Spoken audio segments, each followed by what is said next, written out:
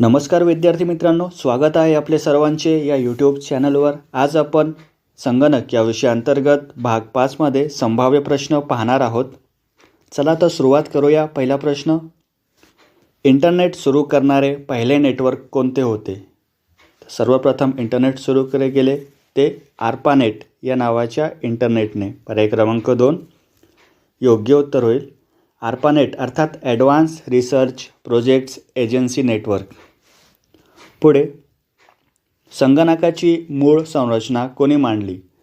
संगणकाची मूळ संरचना जी मांडलेली आहे ते जॉन वॉन न्यूमॅन यांनी। पर्याय क्रमांक 1 योग्य उत्तर होईल। मित्रांनो, जरी चार्ल्स बेबेज यांना संगणकाचे जनक मानले जाते तरी पहिल्या यांत्रिक संगणकाची कल्पना ही जॉन वॉन न्यूमॅन यांनी केलेली होती, म्हणून पर्याय क्रमांक 1 आपला बरोबर उत्तर होईल।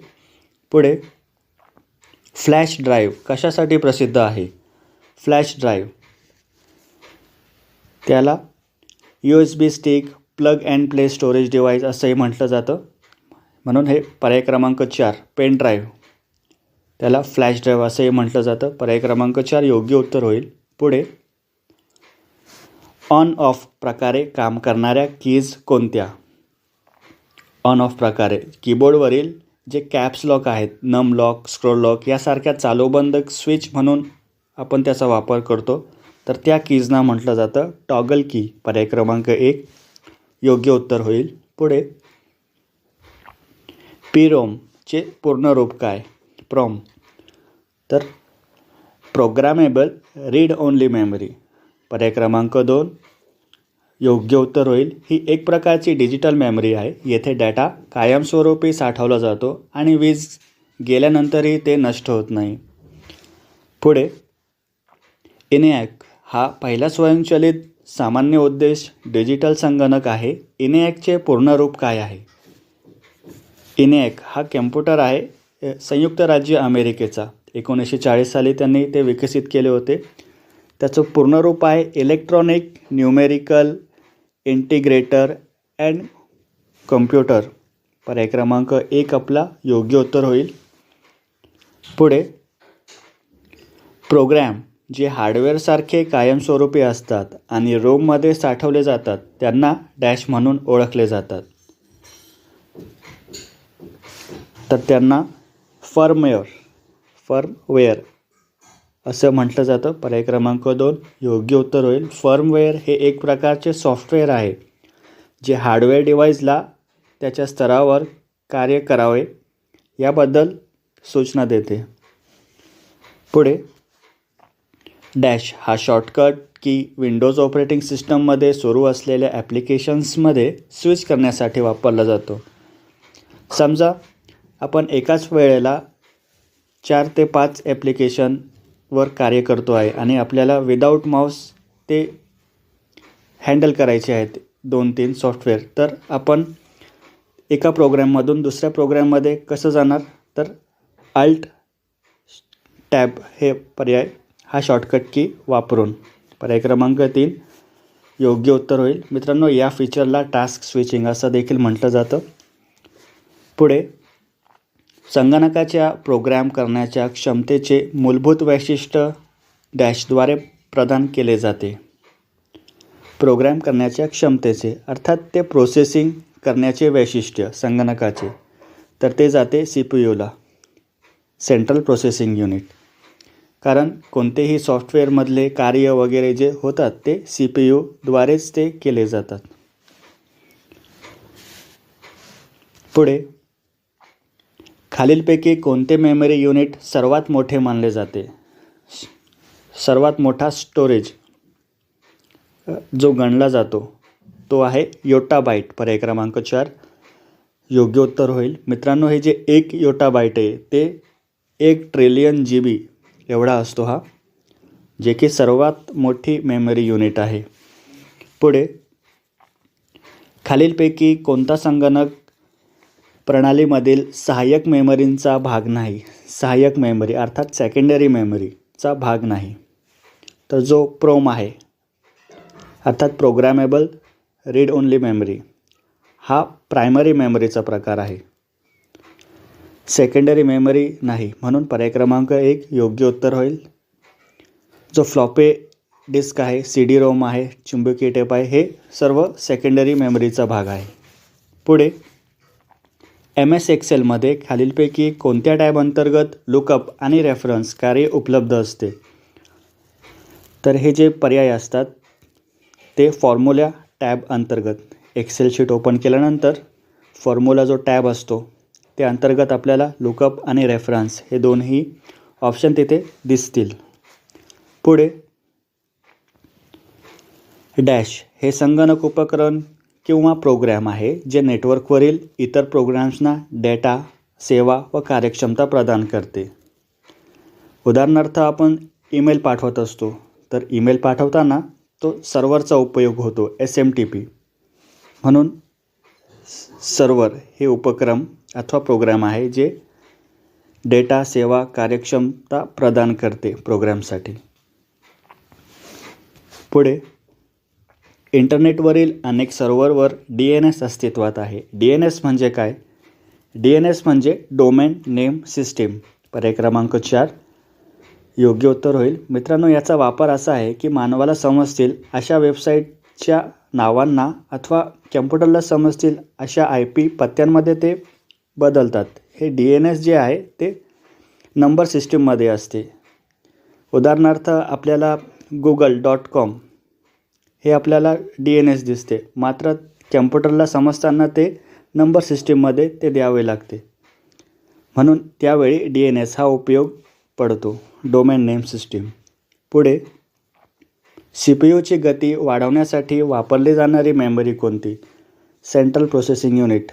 जर त्याची गती वाढवायची असेल तर आपण तेथे काय जोडतो? तर कॅशे मेमरी. पर्याय क्रमांक 4 योग्य उत्तर होईल. कॅशे मेमरी ही CPU जवळ असते आणि डेटा देण्याचे काम पटकन करते. पुढे खालीलपैकी मेन मेमरी कोणती मानली जाते? मेन मेमरी अर्थात प्राथमिक मेमरी. तर कॅशे मेमरी आणि मेमरी कार्ड हे तर सेकंडरी मेमरी झालेत, मात्र जे रॅम आहेत हे प्रायमरी मेमरी अंतर्गत येते. आणि मित्रांनो, रोम हे देखील प्रायमरी मेमरी अंतर्गत येते. म्हणून पर्याय क्रमांक 1, 2 दोन्ही उत्तर बरोबर होतील. रँडम ॲक्सेस मेमरी आणि रीड ओनली मेमरी हे दोन्ही प्रायमरी मेमरी आहेत. पुढे डॅश हे एक संगणक नेटवर्क आहे जे निवासस्थाने, शाळा, प्रयोगशाळा, विद्यापीठ परिसर किंवा कार्यालयीन इमारत क्षेत्रात संगणकांना एकमेकांशी जोडते. तर अशा जे नेटवर्क असतात जे पूर्ण इमारतीसाठी वापरले जाते एकच नेटवर्क, ते असते लोकल एरिया नेटवर्क. पर्याय क्रमांक 2 योग्य उत्तर होईल. पुढे सिस्टम सॉफ्टवेअर हे हार्डवेअर आणि डॅश सॉफ्टवेअर यांच्यातील सेतू म्हणून काम करते. सिस्टम सॉफ्टवेअर आणि हार्डवेअरमधले दुवा म्हणून जे काम करते ते ॲप्लिकेशन म्हणते. उदाहरणार्थ आपण इंटरनेट वापरण्यासाठी ब्राउझरचा उपयोग करतो, तो झाला ॲप्लिकेशन, जो सिस्टम सॉफ्टवेअर आणि हार्डवेअरमधले दुवा म्हणून काम करतो. पुढे यापैकी कोणती ओपन सोर्स ऑपरेटिंग सिस्टम नाही? ओपन सोर्स अर्थात फ्री सोर्स, सर्वांसाठी खुली अशी ऑपरेटिंग सिस्टम. तर Unix open source operating system आहे. आपण मोबाईलमध्ये जो वापरतो तो अँड्रॉईड ऑपरेटिंग सिस्टीम. विंडोज नाही मित्रांनो, इथे विंडोज पेड ऑपरेटिंग सिस्टीम आहे. हे पूर्णपणे सर्वांसाठी खुली नाही, म्हणून पर्याय क्रमांक 3 आपल्या योग्य उत्तर होईल. ही ओपन सोर्स ऑपरेटिंग सिस्टीम नाही. पुढे संगणकाच्या संदर्भात वॉर्मचे पूर्ण रूप काय? वॉर्म म्हणजे राईट वन्स रीड मेनी. पर्याय क्रमांक 1 योग्य उत्तर होईल. ही डेटा स्टोरेज पद्धत आहे जी डेटा कायमस्वरूपी जतन करते. त्यात बदल करता येत नाही अथवा त्याला हटवता येत नाही. उदाहरणार्थ CDR, DVD-R, ब्लू-रे डिस्क हे प्रकार आहे वॉर्मचे, राईट वन्स रीड मेनी. पुढे खालीलपैकी कोणता कीबोर्ड शॉर्टकट मायक्रोसॉफ्ट पॉवर पॉईंटमध्ये चेंज केस ऑपरेशनसाठी वापरला जाऊ शकतो. चेंज केस म्हणजे मित्रांनो आपला जो सेंटेन्स असतो वर्ड MS वर्डमध्ये टाईप केलेला, तर त्यामध्ये जर आपल्याला सर्व अप्पर केसमध्ये घ्यायचे असतील किंवा सेंटेन्स केस घ्यायचे असतील किंवा सर्व लेटर्स स्मॉल लेटर्समध्ये घ्यायचे असतील त्यावेळेस चेंज केस हा आपण पर्याय वापरतो. तर त्याचा शॉर्टकट की विचारलेला आहे. तर तो शॉर्टकट की आहे शिफ्ट F3. पर्याय क्रमांक 3 योग्य उत्तर होईल. आणि जर आपण माऊसद्वारे आपल्याला पर्याय सिलेक्ट करायचा असेल तर तो होम टॅबमध्ये फॉन्ट ग्रुपमध्ये हा पर्याय दिसेल आपल्याला चेंज केस. पुढे संगणक आर्किटेक्चरचे किती प्रकार आहेत? संगणक संरचनेचे प्रकार ते एकूण 3 आहेत. पर्याय क्रमांक 2 बरोबर उत्तर होईल. मित्रांनो 3 कोणकोणते प्रकार? तर von Neumann architecture, Harvard architecture आणि मॉडिफाईड हार्वर्ड आर्किटेक्चर अशा 3 प्रकार त्याचे पडतात संगणक आर्किटेक्चरचे. पुढे ॲनालॉग लाईन्सवर डिजिटल डेटा वाहून नेण्यासाठी वापरल्या जाणाऱ्या उपकरणास काय म्हणतात? तर त्या उपकरणास म्हटलं जातं मोडेम. पर्याय क्रमांक 4 योग्य उत्तर होईल. मोडेम अर्थात मॉड्युलेटर आणि डिमॉड्युलेटर असा त्याचा फुल फॉर्म आहे. पुढे IP ॲड्रेसला लक्षात ठेवण्यास सोप्या फॉर्मॅटमध्ये रूपांतरित करणाऱ्या प्रणालीला डॅश म्हणतात. तर मित्रांनो आपण वरती बघितलं आत्ताच, त्याला म्हटलं तर DNS डोमेन नेम सिस्टम. पर्याय क्रमांक 4 बरोबर उत्तर होईल. इंटरनेट अथवा नेटवर्कशी जोडलेल्या संगणकास एक पत्ता दिला जातो, त्यामध्ये तो IP ॲड्रेस म्हणून तो ओळखला जातो.